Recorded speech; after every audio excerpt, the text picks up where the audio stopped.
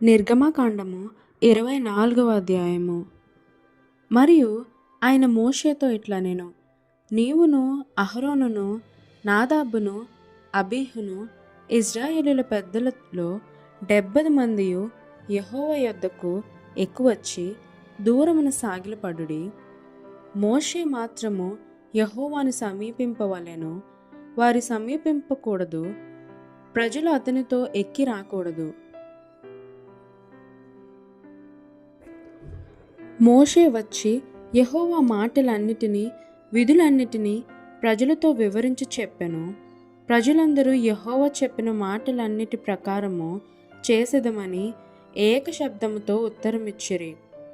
మరియు మోషే యెహోవా మాటలన్నిటినీ వ్రాసి ఉదయమందు లేచి ఆ కొండ దిగువన బలిపీఠమును ఇజ్రాయేలు 12 గోత్రములు చొప్పున 12 స్తంభములను కట్టి ఇజ్రాయేలులలో యవ్వనస్తులను పంపగా వారు దహన బలులు అర్పించి యెహోవాకు సమాధాన బలులుగా కోడలను వధించిరి.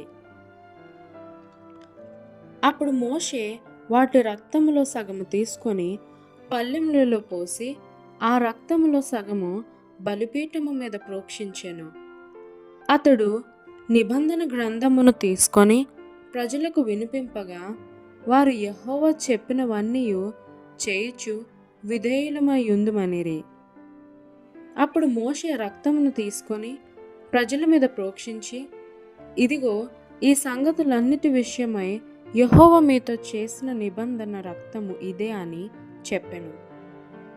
తరువాత మోషే అహరోను నాదాబు అబీహు ఇజ్రాయేలీల పెద్దలలో 70 మందియు ఎక్కిపోయి ఇజ్రాయేలీయుల దేవుని చూచిరి. ఆయన పాదముల క్రింద నిగనిగలాడు నీలమయమైన వస్తువు వంటిదియు ఆకాశ మండలపు తేజము వంటిదియు ఉండెను. ఆయన ఇజ్రాయేలులోని ప్రధానులకు ఏ హానియు చేయలేదు. వారు దేవుని చూచి అన్నపానములు పుచ్చుకొనిరి. అప్పుడు యెహోవా మోషేతో ఇట్లా నేను, నీవు కొండ ఎక్కి నా యొద్దకు వచ్చి అచ్చటి నుండుము.